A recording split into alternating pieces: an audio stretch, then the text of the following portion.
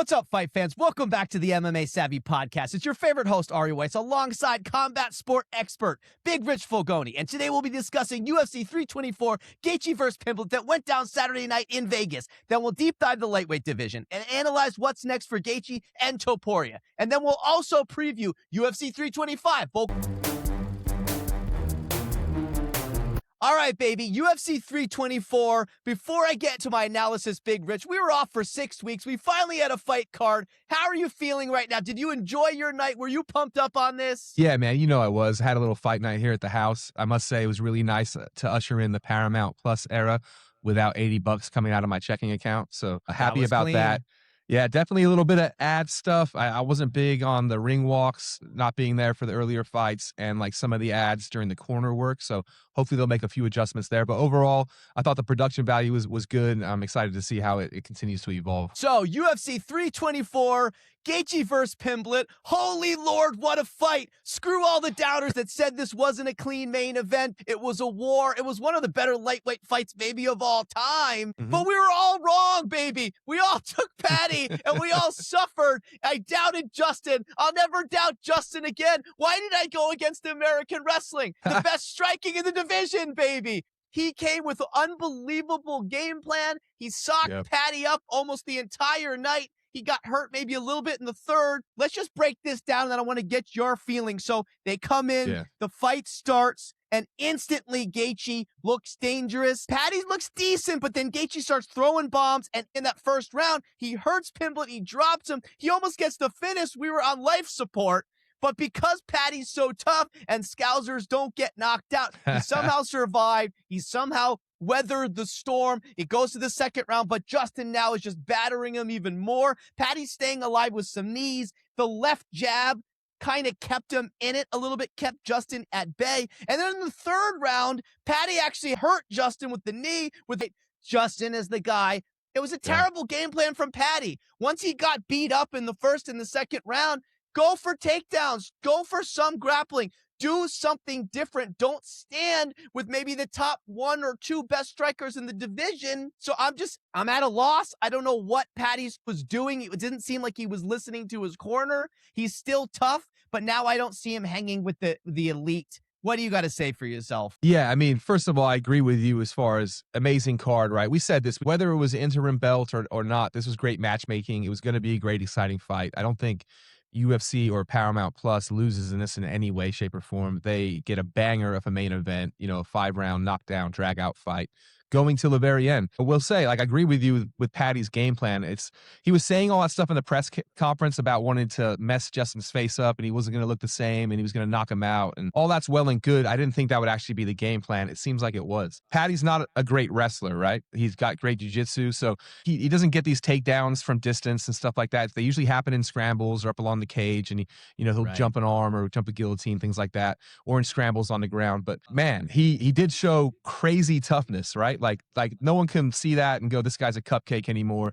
Like he stood and banged with the human highlight, you know what I mean, for 5 rounds. For sure. And still had a chance at the end, you know what I mean? So he gets his respect there.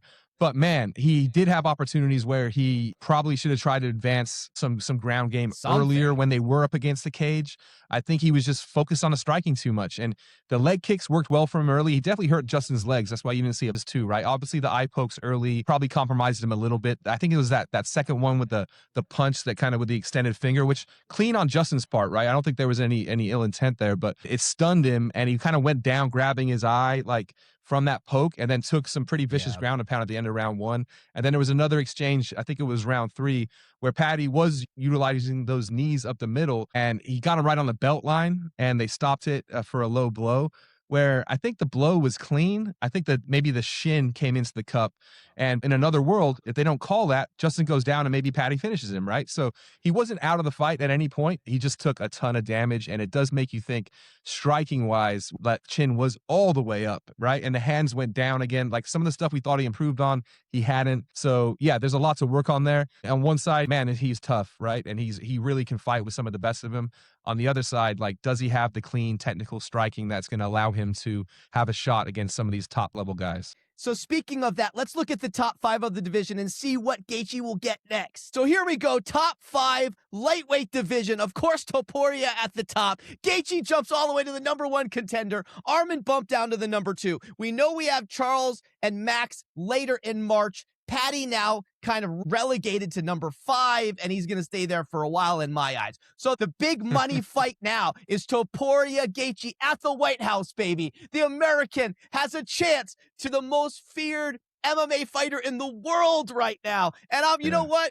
I'm going to make another bold proclamation here, Richie. I'm switching everything. I was wrong about Paddy. I should have stayed with my boy Justin. Gaethje is not only going to beat Topuria at the White House by knockout, but then he's going to beat Arman later in the year, and he's going to run through the top 5 and then beat the winner of Oliveira Holloway and become one of the greatest lightweights of all time. What do you say to that, baby?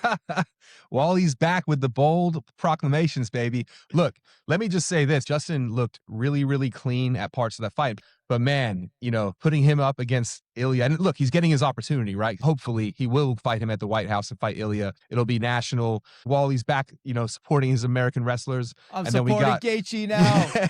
Yeah, and then we got the Spaniard, you know, with just dynamite in his hands and just really like piston-like clean punching. It doesn't bode well for Gaethje. So I'm not going to follow you in your proclamation, but man, I'm excited for Justin. Like we said in previous episodes, I was excited for either one of the scenarios coming out of this fight. So very happy for Justin. Hats off. Amazing performance.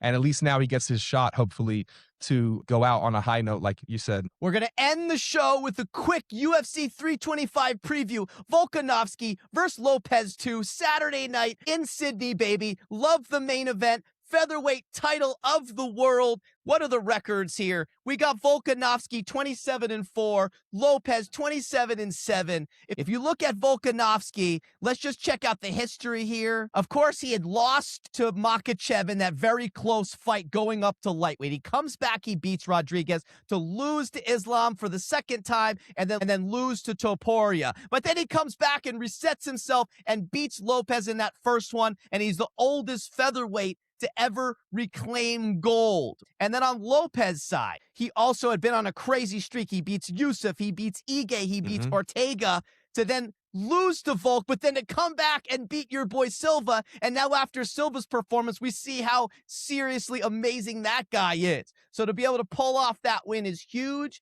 Yep. So I love the fight. What are the odds saying here, Richie boy? Look, it's actually very close. Volk is only a -150. A lot of people. And the big thing for me is, even though I do think, you know, there's definitely a shot for Diego in this fight, right? He's so tough. He's already proven he can kind of walk through the fire, so to speak, with a Volk. My question is, can he cut off the ring, right? Can he make the big changes, have more opportunity in this fight? I didn't see those changes in the fight against Silva either, right? He stood and traded with him and took a lot of damage, and he might end up doing the same here.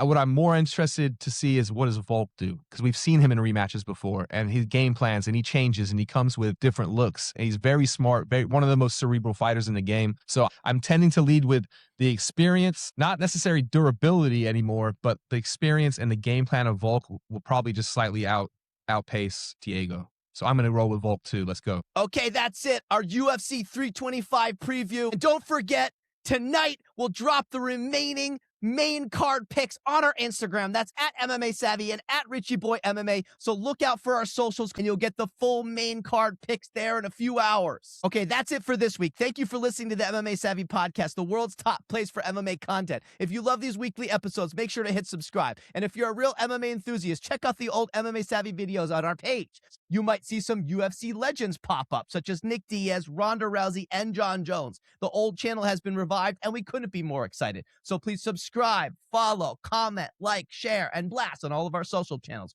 We're blasting hard on the talk, we're heavy on the gram, and we're going crazy on the tube. That's at MMA Savvy and at Richie Boy MMA. And make sure to comment and challenge our takes if you have disagreements. We love the comments and interactions with the fans. So with that, stay savvy, fight fans.